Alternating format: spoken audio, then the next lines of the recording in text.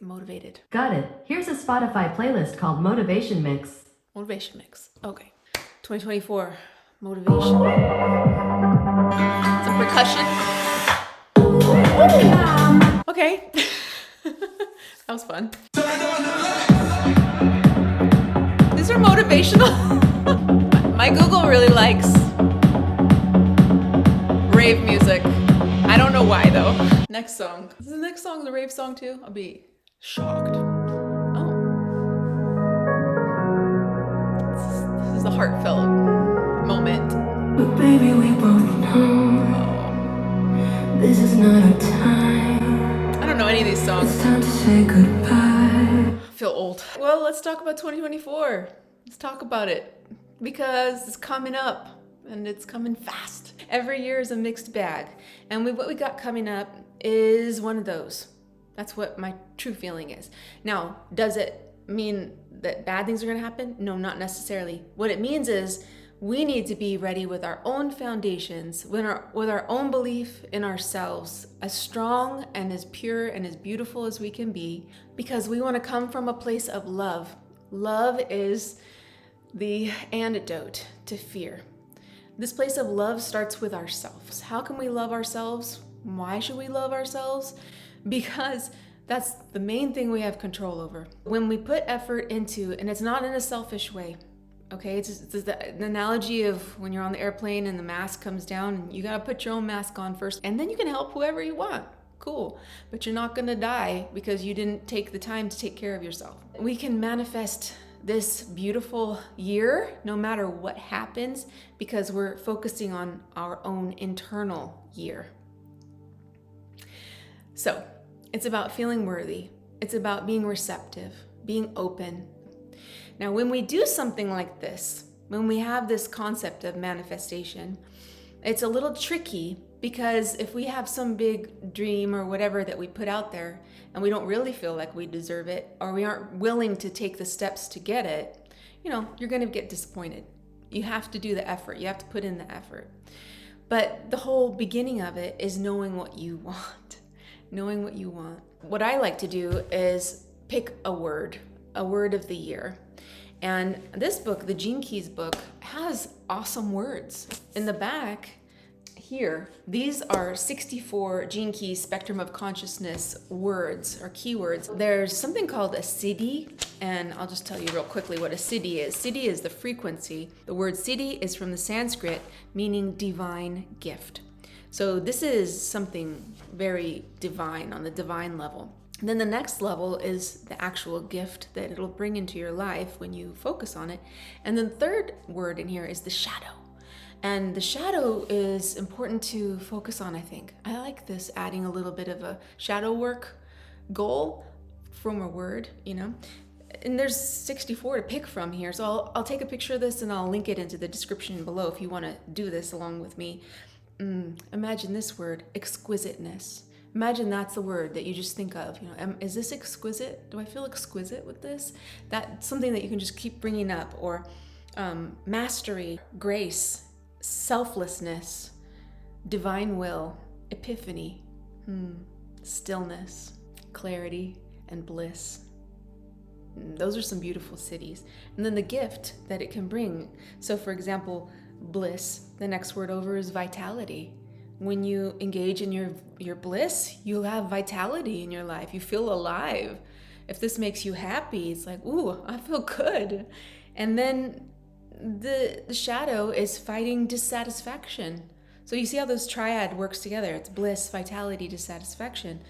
Because when you're dissatisfied, you're not feeling your bliss. Some amazing words in here. Timelessness could be the siddhi. The gift of timelessness is patience. Working on your patience.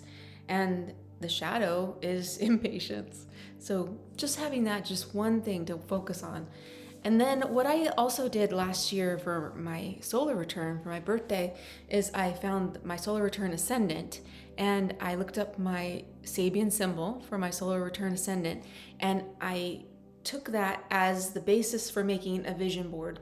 I took the words that stood out to me, and James Burgess and Dane Rudyard's words about that Sabian symbol, and It's so strange. Just I have it now. I made it on Canva and I put it on my desktop, so I see it every day. And then there's other things in there that I never imagined. I didn't even know what they meant when I put them in there. And lo and behold, these little things are coming into my life. And just because I'm aware of it, they're whispers though. They're not loud. They're in there and I'm like, oh, I know that. I can pull that into my life because I know I see it every day on my computer. So that's the kind of thing I'm talking about. That's a vision board. And if you want a demonstration, I can do that. Let me know if you want a demonstration on how to make one of those, because I think they're really powerful, especially with visual. You have it and see it every day. Now, the thing about vision boards or manifestation is that it can be disappointing too, right? If you think you want it to come through a certain way, you have to just like make it and put it out there and then let it go and not have expectations on how it's going to come to you, because it'll come, like I said, in whispers. It'll be subtle. It's not always going to be wrapped up in a beautiful shiny package. So it might even feel impossible at times, but that's kind of the test of the entry fee. And a lot of times things don't happen the way we imagine them to, and that ends up being the biggest blessing. That ends up being something like, oh, I thought I wanted this and I really didn't. And I got something completely different, and that's the beautiful thing that happens. Just having this awareness of a new year coming in and being very, what's the word I want to say? Collaborative. Yeah, that's a pretty good word. Being very collaborative with the year, with the energies, with the universe, and being willing to give something up and give something out in order to receive, and being open to receiving, it's a path of wonder. It's a path of beautiful wonder. And if you don't have that in your life, that may be something you might want to make a goal to do. Attract and cultivate wonder in your life, because it makes you feel alive. That's vitality. I recently came across this really cool poem that I thought, hey, this would be a good thing to read to you, tell you for the new year. It's written by an 85-year-old woman, and she's kind of looking back on her life. So it's like the red hat, purple dress poem, but it's a little different. It goes like this. If I had to live my life over, I'd dare to make more mistakes next time. I'd relax, I'd limber up, I'd be sillier than I had been on this trip. I'd take fewer things seriously. I would take more chances. I'd take more trips.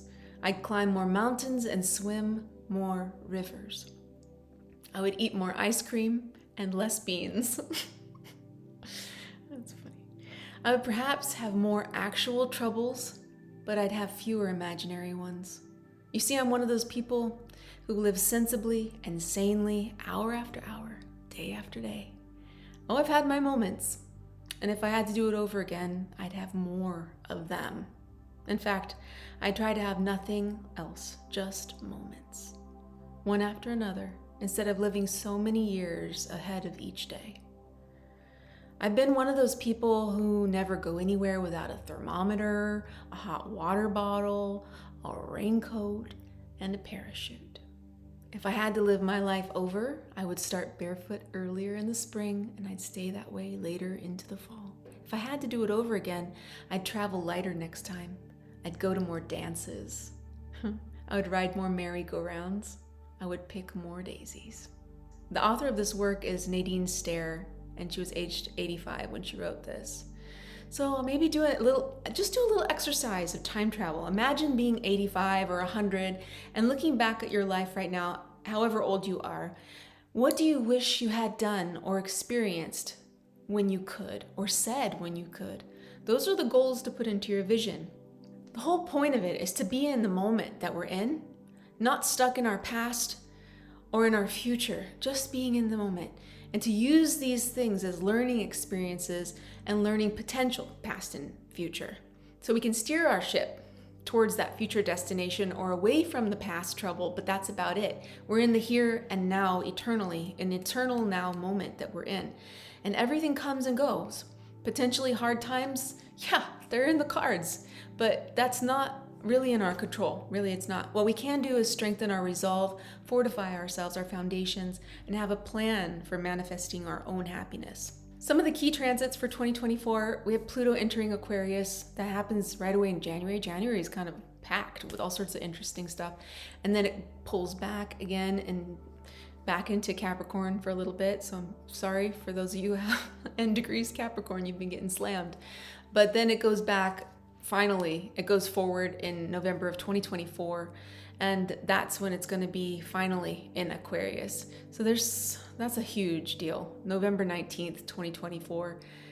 Especially, I think, for America, it's going to be kind of a big deal. November. So a pivotal moment in 2024 is when the North Node aligns with Chiron. That's another interesting one. I've been learning a lot about Chiron, trying to figure that guy out, giving him some attention. So Chiron is that woundedness that we have that when it's with the North Node, I think it's going to really expand the potential for healing.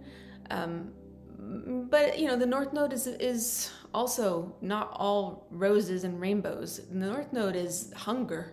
It's the head of the dragon that's been severed. So there could be a hunger for healing at that time.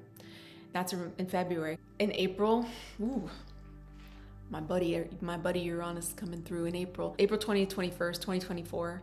That's the Uranus-Jupiter conjunction at 21 degrees Taurus.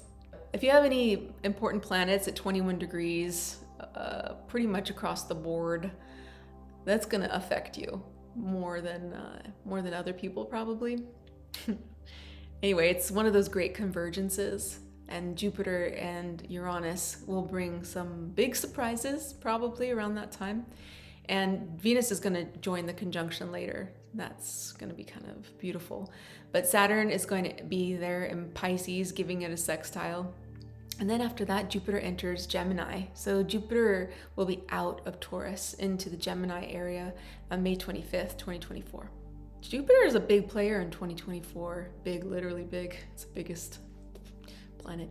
But the transition of Jupiter into Gemini in May is going to bring some, big ideas, intellectual growth. I think we got to be a little careful. Careful with our words, careful with dogmatism, thinking that we're the only ones that are right, that my way is the right way.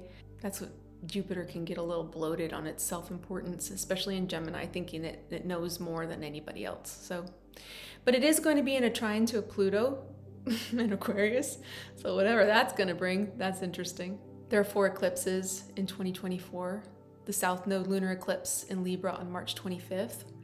And then the North Node solar eclipse in Aries on April 8th. April's going to be an interesting month. And then the North Node lunar eclipse in Pisces in September on the 18th. And the South Node solar eclipse in Libra on October 3rd. Mercury is going to be retrograde in fire signs this year. So that'll be different. April, August, and November is when we have Mercury retrogrades. About halfway through the year, we have Jupiter and Saturn in a square. So they conjoined, right, in December of 2020. Fun times. They conjoined every 20 years. They join up. That's where they make a meeting. And then as they travel until they meet up again, they make different aspects. So the first mutable square comes with Saturn in 2024. I don't think this year is a changing year. So if it's a changing year, we got to be ready for changes. And how can we be ready? Like I keep saying the same thing over and over, probably you can okay, we get it. Just being strong in your own self. That's the best thing I can tell you. And it's nighttime. I'm going to make a video at night. Let's get on my ukulele for you. This is your cue. If you're not into my ukulele stuff, mwah! Happy New Year. I'll see you next year. If you're into my ukulele stuff, then you're in the right place. So this is a song that I've been trying to learn for a while. It's got some, bar chords that are kind of funky. So, all right, we'll see if you like it. Probably know it. Okay. Maybe it's much too early in the game. Oh, but I thought I'd ask you just the same.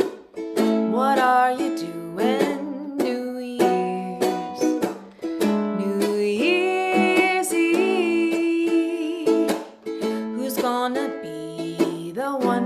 hold you tight when it's exactly 12 o'clock at night, welcoming in the new year, New Year's Eve.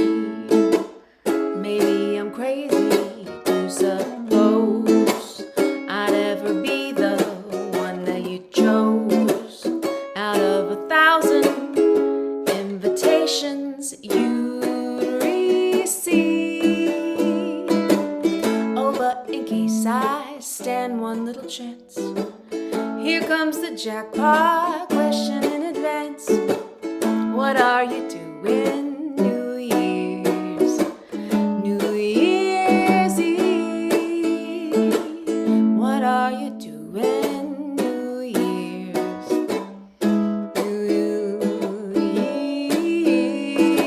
Eve? I did it. I've been practicing that one for a while. Just for this, just for you. I hope you liked it. I hope you have a wonderful 2024. Happy New Year. New Year. Ready? Are you ready for this? I think so. I think you're ready for this. I think we're good. We're good. We're gonna be together in 2024, and we'll get through whatever it is. You know how much I like you. I like you just the way you are. I hope you feel like that you can receive and have a beautiful, beautiful year. Okay, I'll talk to you next time.